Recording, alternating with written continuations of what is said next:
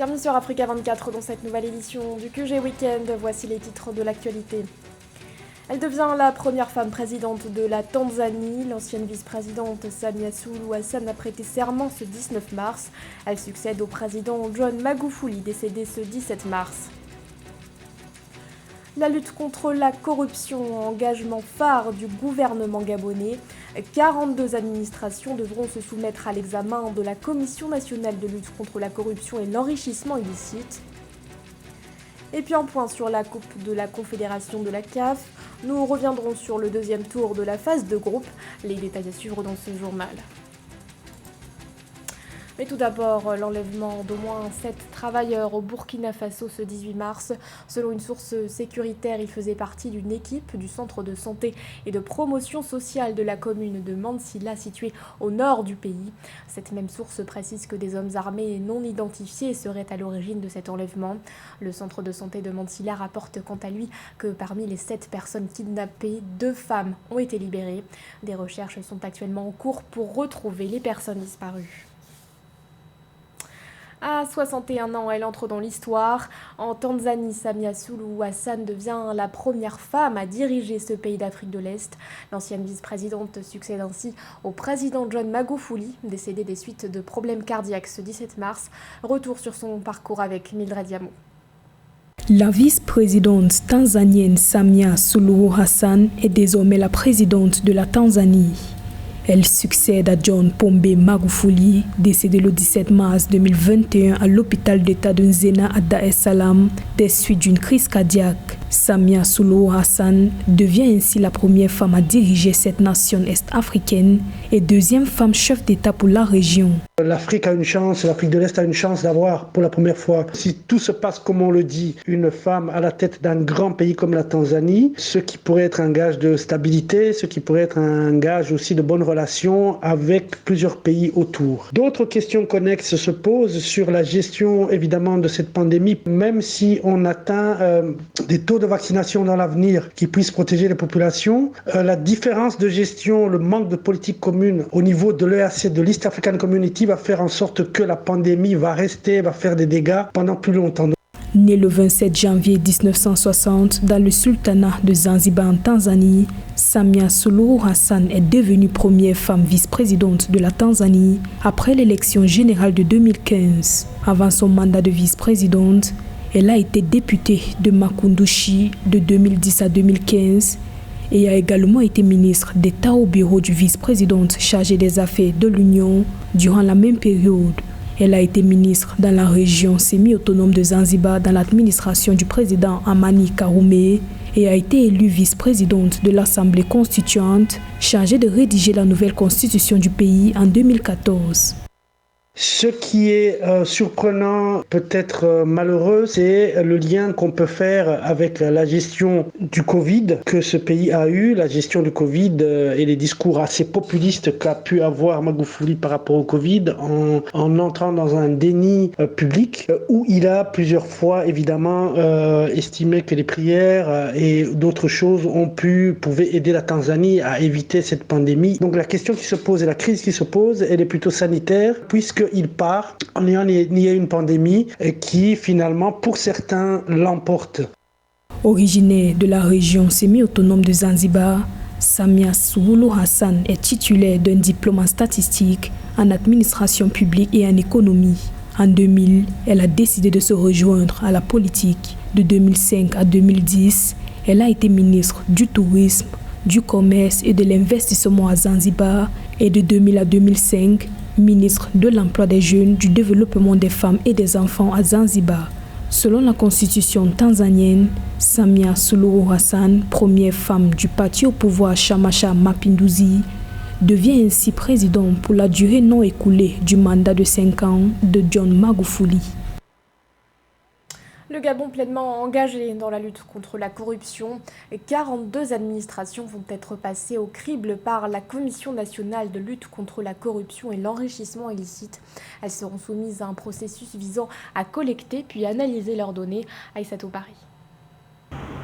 42 administrations vont devoir se soumettre à l'examen des missionnaires de la Commission nationale de lutte contre la corruption et l'enrichissement illicite au Gabon. Ces différentes administrations seront soumises en 2 phases au processus d'analyse et de collecte de leurs données sous l'Office des Nations Unies contre la drogue et le crime. Les administrations sectorielles que nous avons convoquées ici recevront les missionnaires de la Commission nationale de lutte contre l'enrichissement illicite, qui auront avec eux un guide d'entretien. Ils savent ce qu'ils recherchent comme information. C'est un travail fastidieux et nous avons besoin de la contribution de toutes les administrations sectorielles. Depuis 2003, le Gabon s'est engagé dans un processus d'amélioration de la gouvernance à travers des actions en vue de lutter contre la corruption. Dans la foulée, plusieurs institutions ont été créées. Il s'agit notamment de la mise en place du Conseil national de la bonne gouvernance, la création au sein du gouvernement d'un ministère du contrôle de l'État et des inspections. Des opérations fortes ont été donc menées par les autorités gabonaises. C'est ainsi que l'opération Scorpion a pu mettre la main sur une vingtaine de personnalités de ces pays accusées, n'est-ce pas, de concussion et de pratiques de corruption, en tête desquelles, et pas des moindres, se trouve M. Brice Lacruche Alianga, l'ex-directeur du cabinet d'Ali Bongo Ondimba, mais aussi de 2 ministres, à savoir Noël Boumba, celui du pétrole, et Tony Ondo Mba, le ministre de l'énergie et de l'hydraulique. Alors aujourd'hui, on sent que c'est un réel combat qui est engagé et l'on sent que les résultats commencent à se produire. Certainement que dans les jours à venir, on pourra faire un bilan certainement peu exhaustif, à mi-parcours, pourquoi pas, de ce que les autorités gabonaises ont déjà pu récolter en termes de retour sur ce qui a été volé dans les caisses de l'État. Malgré les efforts déployés, entre 2012 et 2016, 600 milliards de francs CFA ont par exemple été frauduleusement payés aux fournisseurs par l'État, selon un audit de la Direction générale du budget et des finances publiques. Elle s'est ouverte ce 17 mars pour sa 53e session. La Commission économique pour l'Afrique a choisi le thème suivant, l'industrialisation et la diversification durable de l'Afrique à l'ère du numérique dans le contexte de la Covid-19. Cette session, articulée sur les enjeux de l'économie numérique, prendra fin le 23 mars prochain. Aïssatou Baré. L'industrialisation et la diversification durable de l'Afrique à l'ère digitale dans le contexte du Covid-19, tel est le thème choisi pour la 53e session de la Commission économique pour l'Afrique, dont les travaux ont débuté le 17 mars 2021. La crise sanitaire qui a mis à rude épreuve les économies du continent a vu son déficit budgétaire total passer de 4,7% du PIB en 2019 à 8,7% en 2020, selon les estimations de la CIA, Commission économique pour l'Afrique. Et pour de nombreux experts, la numérisation pourrait être une porte de salut. Covid ou pas, je crois quand même que la numérisation est la voie par excellence pour l'Afrique de retrouver le chemin de la croissance et du développement économique. Il faut comprendre, c'est que le Covid est venu comme un catalyseur, ce positionnement de l'Afrique vers la transformation structurelle de son économie. Alors, ce qu'il faut dire, c'est que jusqu'alors, cette politique en matière de numérisation en Afrique est canalisée par les efforts dans les infrastructures. C'est une très bonne chose, mais aujourd'hui, ce qu'il faut dire, c'est que l'Afrique n'est pas encore rentrée dans l'économie numérique, puisque c'est elle qui apporte de la valeur ajoutée, c'est-à-dire la croissance. Le continent va devoir se réinventer pour redresser son économie post-Covid-19. C'est pourquoi un accent particulier sera mis lors de ces rencontres sur les enjeux de la numérisation dans le processus de l'industrialisation du continent. Peu d'économies africaines se sont pleinement industrialisées et diversifiées. Le pourcentage des emplois relevant de l'industrie en Afrique est resté faible, autour de 10% depuis 30 ans.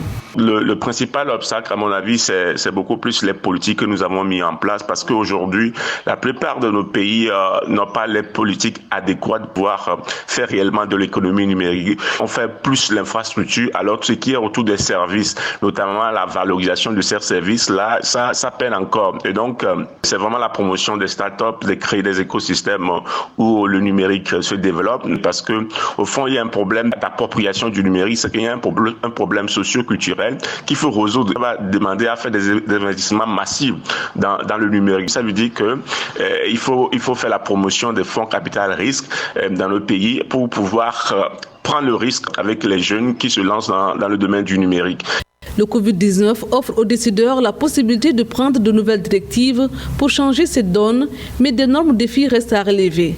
Actuellement, seulement 17,8% des ménages en Afrique ont Internet à la maison et le continent ne représente que 21% des utilisateurs d'Internet dans le monde. L'Afrique devra débourser, selon la Banque mondiale, 100 milliards de dollars pour mettre à disposition un accès Internet universel, abordable et de bonne qualité d'ici 2030. Dans l'actualité également, prudence et précaution, ce sont les mots d'ordre optés par le gouvernement camerounais après les dernières révélations autour du vaccin AstraZeneca lié au cas de thrombose. Le ministère de la Santé a en effet décidé ce 18 mars de suspendre l'utilisation du vaccin anglo-suédois, un vaccin que le Cameroun n'a pas encore réceptionné. Le 12 mars dernier, le ministre de la Santé, Manaouda Malachi, avait déjà averti sur les réseaux sociaux avoir saisi le conseil scientifique sur les effets secondaire du vaccin AstraZeneca. A noter que ce 17 mars, l'Organisation mondiale de la santé a publié une déclaration dans laquelle elle recommande aux pays de poursuivre leur campagne de vaccination avec ce vaccin. Elle estime en effet, je cite, que pour le moment, les avantages du vaccin AstraZeneca l'emportent sur les risques. Le Maroc joue lui aussi la carte de la prudence face au coronavirus et ses variants. L'Office national des aéroports a annoncé la suspension de 6 liaisons aériennes supplémentaires. Elles concernent les vols en provenance et à destination du Cameroun, du Mozambique ou encore de l'Argentine. Les détails avec Victoria Sechi. 6 liaisons aériennes de plus suspendues par le royaume chérifien. Le Maroc continue de durcir ses mesures et vient d'interdire pour 3 semaines les vols en provenance et à destination du Cameroun, du Mozambique, du Botswana, de la Croatie, de la Bosnie-Herzégovine et de l'Argentine. La mesure vise à contrer résolument la montée en flèche des cas de contamination aux nouveaux variants du Covid-19. À mon avis, c'est une bonne décision que de fermer ces frontières, puisque beaucoup de pays le font, et surtout pour éviter que des touristes porteurs de la pandémie ne fassent une hécatombe auprès des populations vulnérables dans les bidonvilles. Et là, les autorités ne pourront plus contrôler la pandémie. Du côté sanitaire, le Maroc affiche toujours des chiffres élevés. Ce sont donc désormais 32 pays au total dont les liaisons ont été suspendues avec le Maroc depuis décembre 2020. Le royaume chérifien espère ainsi contenir totalement la propagation du Covid-19. Au 18 mars 2021, le pays totalisait plus de 490 575 cas de contamination, dont près de 477 879 guérisons et 8 737 décès. Cependant, les exportations marocaines continuent à se faire malgré tout, et d'ailleurs on voit que l'économie marocaine est agressive et gagne des parts de marché grâce à ses chefs d'entreprise et à une diplomatie industrielle et économique très efficace. Le Maroc se situe à la 9e position dans le monde et le premier pays africain avec un taux de vaccination de 15,4% de la population. Les services médicaux ont administré 4,2 millions de premières doses et 1,7 million de secondes doses. Le Maroc a entamé sa campagne de vaccination contre le virus dès février 2021. Une large campagne qui cible prioritairement les personnes travaillant en première ligne dans la lutte contre la pandémie avant d'être étendue à toute la population.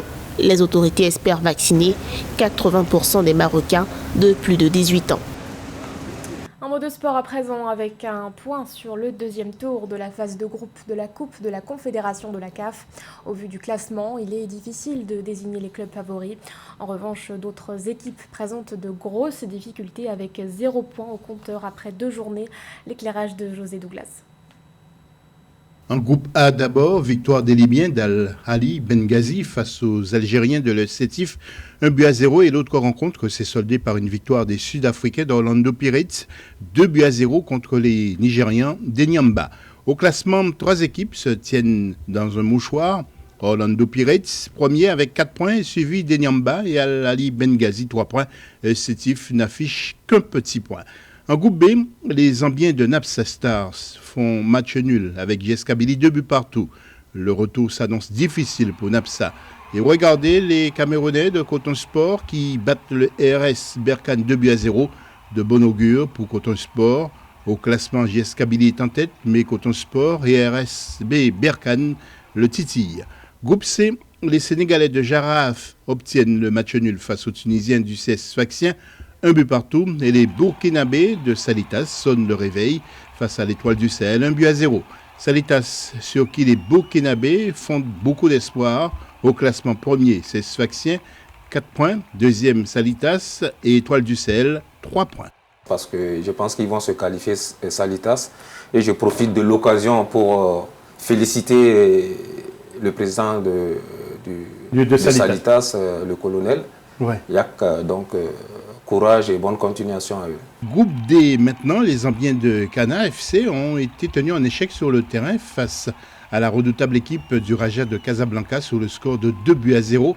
Et quant aux Égyptiens de Pyramides, ils ont été faire la loi sur le terrain de Namungo en Tanzanie, 2-0.